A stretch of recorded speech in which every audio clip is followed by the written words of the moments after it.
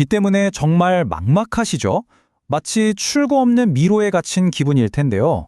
그런데 개인 회생 절차라는 게 복잡하긴 해도 길은 분명히 있거든요. 그래서 오늘은 실제 한 분이 어떻게 이 길을 걸어갔는지 그 여정을 처음부터 끝까지 한번 같이 따라가 보려고 합니다. 네, 맞아요. 감당하기 힘든 빚, 정말 어디서부터 풀어야 할지, 어디로 가야 할지 알 수 없는 그런 막막한 미로, 딱 그런 느낌이죠. 자, 바로 오늘 우리가 살펴볼 이 이야기가 여러분에게 그 미로를 빠져나가는 지도가 되어줄 겁니다. 진짜 한 사람이 걸어갔던 그 길을 우리가 그대로 따라가면서 과연 어떻게 그 출구를 찾았는지 한번 생생하게 들여다보시죠. 자, 그래서 오늘 우리가 따라가 볼 여정은 크게 5단계로 나뉩니다. 먼저 회생 여정이 어떻게 시작되는지 보고요. 그 다음엔 첫 번째 장애물들, 그러니까 방패와 도전에 대해 알아볼 거고요. 세 번째로는 법원의 내 사건을 어떻게 증명해야 하는지, 그리고 네 번째, 중간에 채권자가 바뀌면 어떻게 해야 하는지, 마지막으로 가장 중요하다고 할 수 있는 채권자 집회까지 이 순서대로 한번 쭉 따라가 보겠습니다. 좋습니다. 그럼 첫 번째 회생 여정의 시작부터 한번 들여다볼까요? 이 모든 과정이 실제로 얼마나 걸렸는지 전체적인 타임라인부터 한번 쫙 훑어보겠습니다. 보시면 이 전체 과정이 대략 6개월 정도 걸렸어요. 6월 7일에 신청서를 딱 접수했는데 와, 보세요. 단 3일 만인 6월 10일에 바로 금지 명령이 나옵니다. 법적인 보호막이 생긴 거죠. 그리고 나서 7월, 8월 2달 정도 법원이 서류를 아주 꼼꼼하게 들여다봐요. 보완할 거 보완하고요. 그렇게 해서 8월 말에 드디어 정식으로 절차가 시작됩니다. 그리고 나서도 몇 달간 채권자 변경 같은 일들을 처리하고 마침내 연말인 12월 26일 마지막 관문인 채권자 집회가 열리게 되는 거죠. 자, 개인회생을 신청하면 거의 바로 채무자는 법의 보호를 받게 돼요. 이게 정말 중요한 포인트거든요. 근데요, 그렇다고 해서 모든 게 그냥 술술 풀리는 건 절대 아닙니다. 넘어야 할 산들이 꽤 있어요. 그 첫 번째 장애물들 한번 같이 보시죠. 그 장애물을 막아주는 첫 번째 아이템이 바로 이 금지 명령이라는 법적 방패예요. 신청하자마자 거의 바로 나오는데 이게 뭐냐면 법원이 채권자들한테 자, 모두 잠시 멈춤 하고 외치는 거나 마찬가지예요. 이 명령 하나로 당장 날아오던 비톡적 전화, 월급 압류 걱정 이런 것들에서 일단 숨을 돌릴 수 있게 되는 겁니다. 다음 단계를 준비할 시간을 버는 거죠. 근데 여기서 정말 재미있는 게 이 금지 명령이 일방통행이 아니라는 거예요. 양방향으로 작동합니다.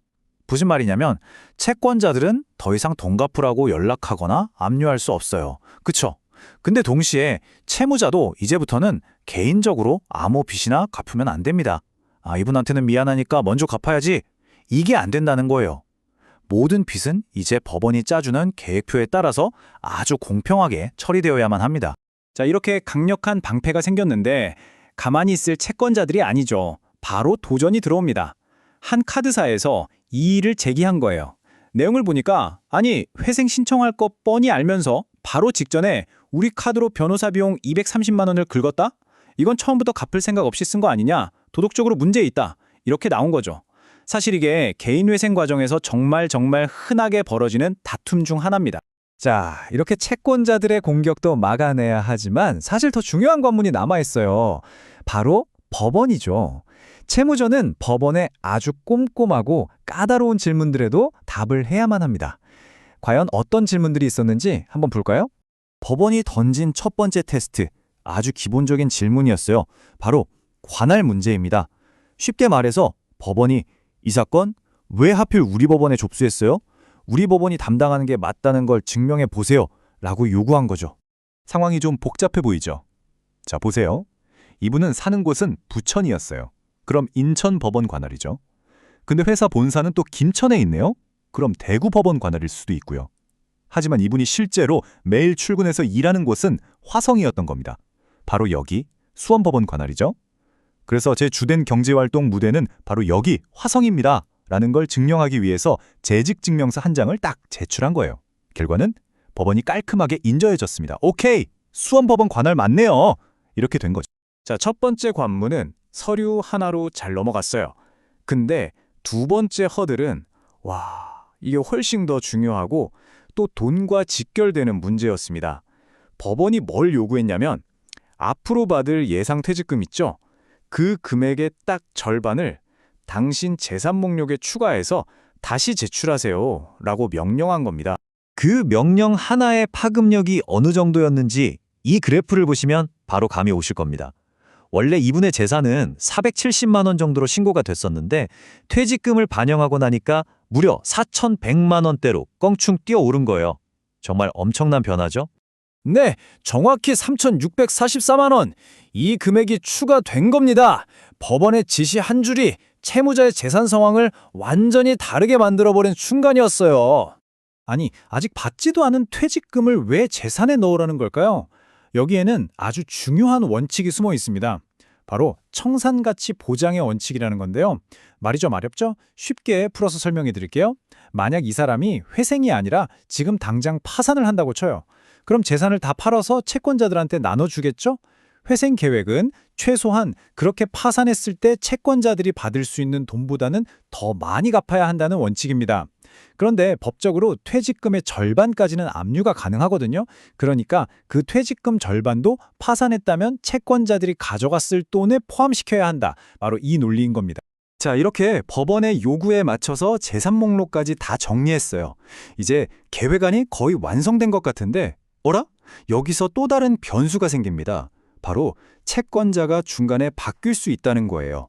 그리고 이건 정말 중요하게 꼭 법원에 신고해야 하는 일입니다.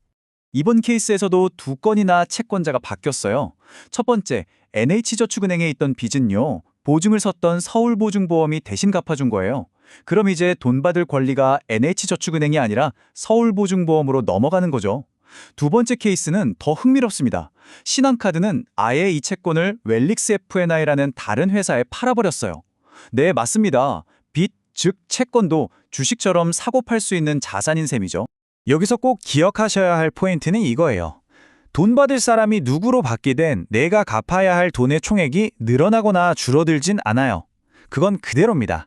하지만 주인이 바뀌었다는 사실을 법원에 제대로 신고해서 서류를 딱 정리해 놓지 않으면 나중에 엉뚱한 사람한테 돈을 갚는 꼴이 될 수 있어요.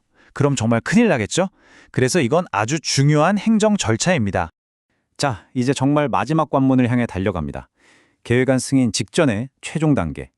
지금까지 우리가 준비하고 수정하고 신고했던 그 모든 것들이 한자리에 모여서 평가받는 날. 바로 채권자 집회입니다. 이날은 정말 중요한데요. 몇 가지 핵심 사항을 꼭 기억해야 합니다. 날짜, 장소 확인은 기본이고요. 가장 중요한 건 변호사가 있어도 소용없어요. 채무자 본인이 직접 신분증 들고 그 자리에 나타나야 합니다. 여기서 뭐 변제 계획 설명하고 질문에 답하고 하는 건데 정말 만약에 정당한 이유 없이 안 갔다? 그럼 지금까지 몇 달 동안 고생한 거 그냥 다 물거품이 될 수도 있습니다. 사건 자체가 기각될 수 있거든요.